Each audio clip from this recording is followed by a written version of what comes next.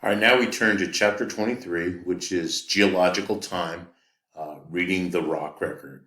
All right, so the rock record, included in that, is looking at fossil records as well, but we'll get into that. All right, so the first thing is the rock record and what's called relative dating. We'll talk about that. Um, the actual date comes from what's called radiometric dating, which we covered when we talked about radioactivity. But we'll cover this again briefly. Geological time, which is the overall time scale of the entire Earth, is broken up into different eras. By far and large, the largest portion is what's called the Precambrian time, which is billions upon billions of years, like 90% of the age of the Earth. We break the Precambrian into three different parts, so we'll talk about that shortly. And then, of course, there's what's called the Paleozoic era. So these come after the Precambrian. The Paleozoic era, the Mesozoic era, that's when the dinosaurs lived, and then the Cenozoic era, which is the time of of mammals, of us, at least of men, general mammals. All right, and then we'll talk about the overall history. Okay, so the first thing is we like to think about, or often you'll find this, we kind of reduce the entire existence of the world, which of our planet, is roughly 4.5 billion years. It's actually closer to 4.6 billion years, but that's okay. That's perfectly fine.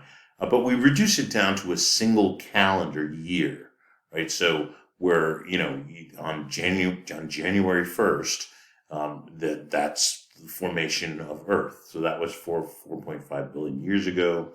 The oldest rocks that we can measure were formed about during this single calendar year where this is the entire age of the Earth in 1 year.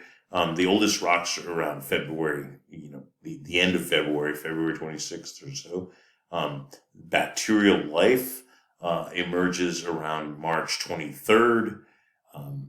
Then the dinosaurs come. So notice, like, most of the year is over, and then now you're jumping into the time of the dinosaurs, right? That's the next stage, is the time of the dinosaurs. So we're talking about December 14th to the 26th. So the year is just about over. The actual human species itself comes into being 10 minutes before midnight on December 31st, and then you can reduce all of human history that we have down to the last minute of December 21st. So when you think about the 4.5 billion years of of Earth's existence, we're just a small fraction. When we think about human history of that entire 4.5 billion years. So what we're going to do is get into this thing about what's called relative dating. All right. So the basic idea is something we've encountered before, like when we were talking about sedimentary rock. The rocks on the bottom are older than the rocks on top, for example.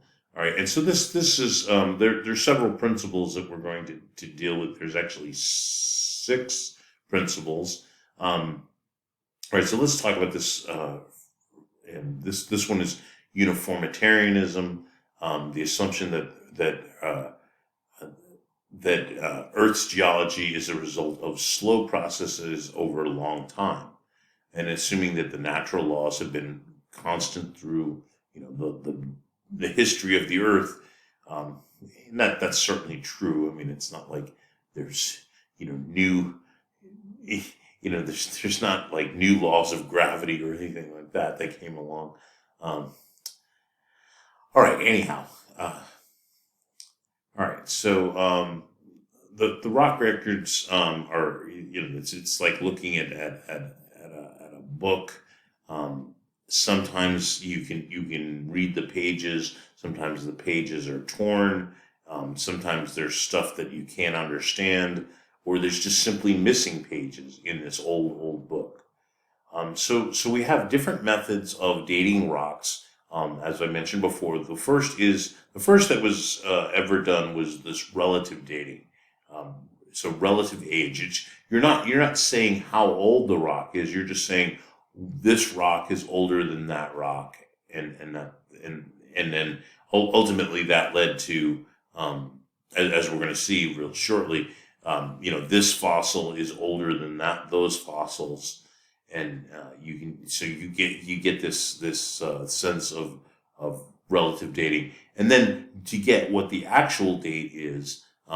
This comes much later. Right? So this idea of relative dating goes back hundreds and hundreds of years, and then radiometric dating, which is using radioactive material to figure out the absolute age or the actual age, is something that's determined relatively recent, and we've only been able to do this in the last 100 years or so.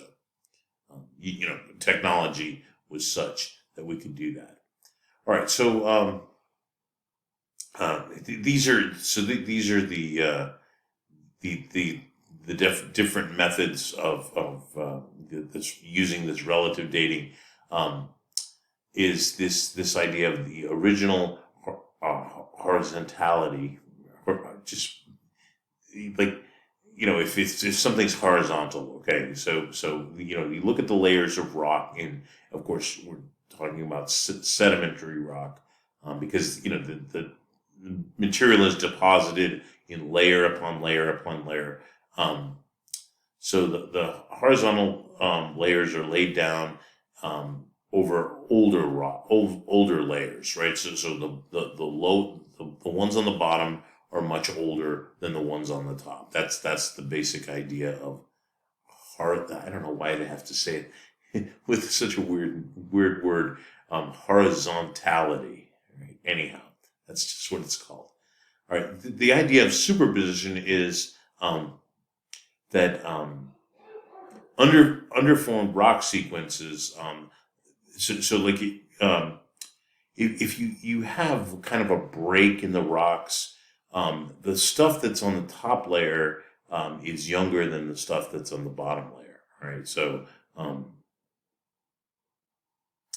let's see. I guess I should show pictures of this. Hold on.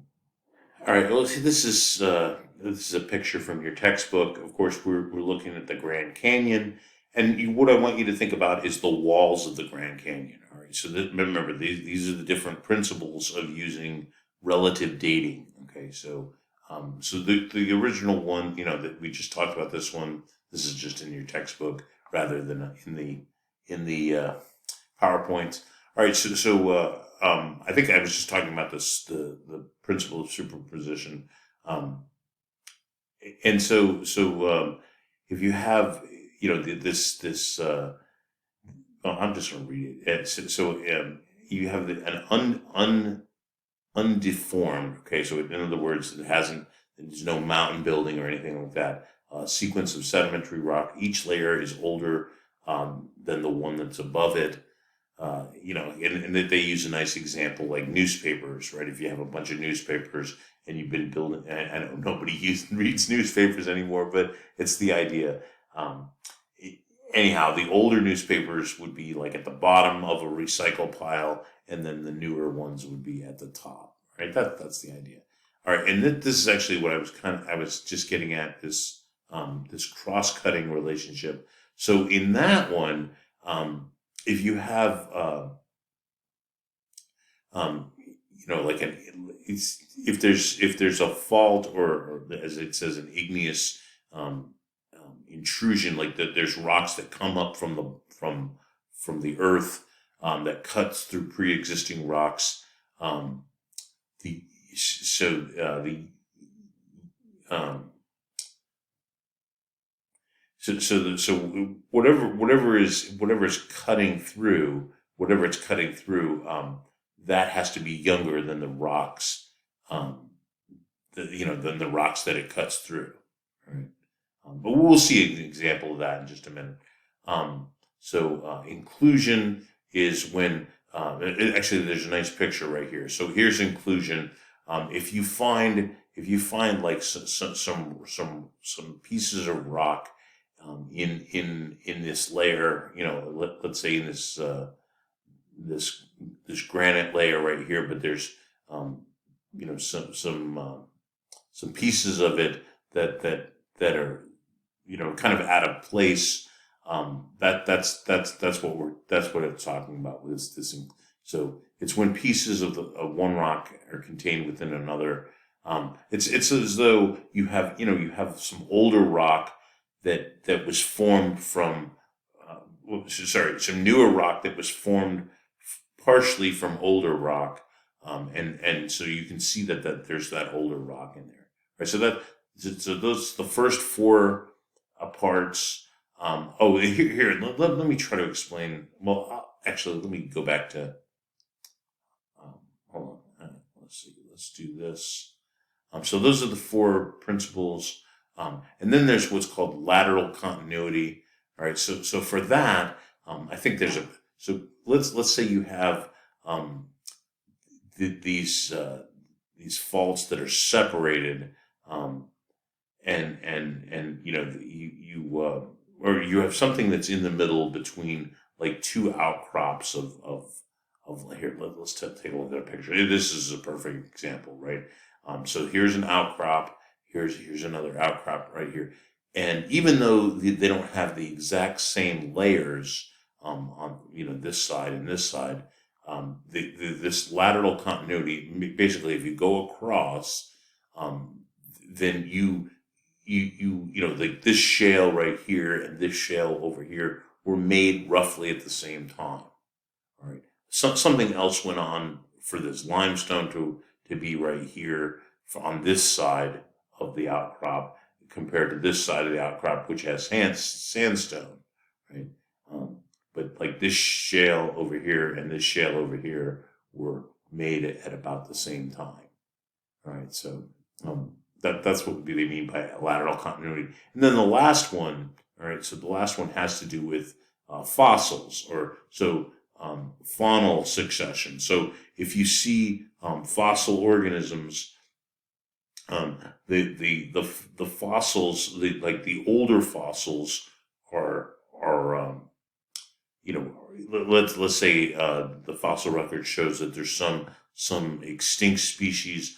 Obviously, those extinct species are older than the newer ones, right? And so if you can date what those fossils are, what the dates of those fossils are, you can figure out the age of the rocks, right? Remember, that's really what we're trying to figure out, is the age of the rocks. All right, here, let's go back to this. All right, so this cross cutting is what I was talking about. We'll take a look at that picture. So a fault or an inclusion that cuts into rock is younger than the rock it cuts through. So we'll see an example of that. All right, and then the lateral continuity. That's when you have these outcrops that there's similarities between the two, and then the faunal succession has to do with the age of the fossils, and the age of the fossils, of course, follow a definite time sequence, right?